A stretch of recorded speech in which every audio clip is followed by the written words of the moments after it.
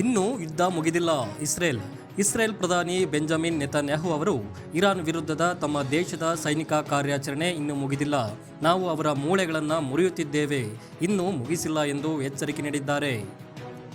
Iran Israel ಯುದ್ಧ 11ನೇ ದಿನಕ್ಕೆ ಕಾಲಿಟ್ಟಿರುವ ಹಿನ್ನೆಲೆಯಲ್ಲಿ ನೆತನ್ಯಾಹು ಅವರು ಸೋಮವಾರ ರಾತ್ರಿ ರಾಷ್ಟ್ರೀಯ ಆರೋಗ್ಯ ಆಜ್ಞಾ ಕೇಂದ್ರಕ್ಕೆ ಭೇಟಿ ನೀಡಿ ಮಾತನಾಡಿದ್ದಾರೆ.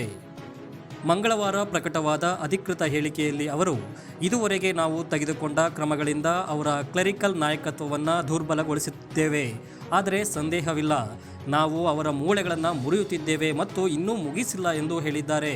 ಮುಂದುವರಿದು, ನಮ್ಮ ಗುರಿ ಇರಾನಿಯನ್ ಜನರನ್ನು ಕ್ರೂರ ಆಡಳಿತದ ಹೊರೆಯಿಂದ ಮುಕ್ತಗೊಳಿಸುವುದು, ಅಂತಿಮವಾಗಿ ಅದು ಅವರ ಮೇಲೆ ಅವಲಂಬಿತವಾಗಿದೆ ಎಂದು ತಿಳಿಸಿದ್ದಾರೆ.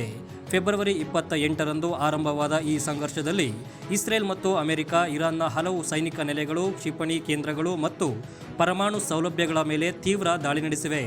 ಇರಾನ್ ಸುಪ್ರೀಂ ಲೀಡರ್ ಅಲಿ ಖಮೇನಿಯ ಪುತ್ರ ಮುಜ್ತಬಾ ಖಮೇನಿ ಸೇರಿದಂತೆ ಹಲವು ಹಿರಿಯ ನಾಯಕರನ್ನು ಕಳೆದುಕೊಂಡಿದೆ.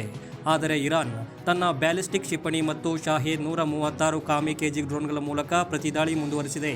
ಅಮೆರಿಕ ಅಧ್ಯಕ್ಷ ಡೊನಾಲ್ಡ್ ಟ್ರಂಪ್ ಮಂಗಳವಾರ ಯುದ್ಧ ಬಹಳ ಬೇಗ ಮುಗಿಯುತ್ತದೆ ಎಂದು ಹೇಳಿದ್ದರೂ ಸಹ, ನೆತನ್ಯಾಹು ಅವರ ಹೇಳಿಕೆಯು ಇಸ್ರೇಲ್ ಇನ್ನೂ ಯುದ್ಧದಿಂದ ಹಿಂದೆ ಸರಿಯುವುದಿಲ್ಲ ಎಂಬ ಸಂದೇಶವನ್ನು ನೀಡುತ್ತಿದೆ. ಹಾರ್ಮುಜ್ ಜಲಸಂಧಿ ಮುಚ್ಚುವುದರ ಮೂಲಕ ಇರಾನ್ ಜಾಗತಿಕ ತೈಲ ಪೂರೈಕೆಯ 20% ಸ್ಥಗಿತಗೊಳಿಸಿರುವುದರಿಂದ ತೈಲ ಬೆಲೆಗಳು ಏರಿಕೆಯಾಗುತ್ತಿವೆ. ಯುರೋಪ್ ಮತ್ತು ಏಷ್ಯಾ ಮಾರುಕಟ್ಟೆಗಳಲ್ಲಿ ಇಂಧನ ಬಿಕ್ಕಟ್ಟು ತೀವ್ರವಾಗುತ್ತಿದೆ.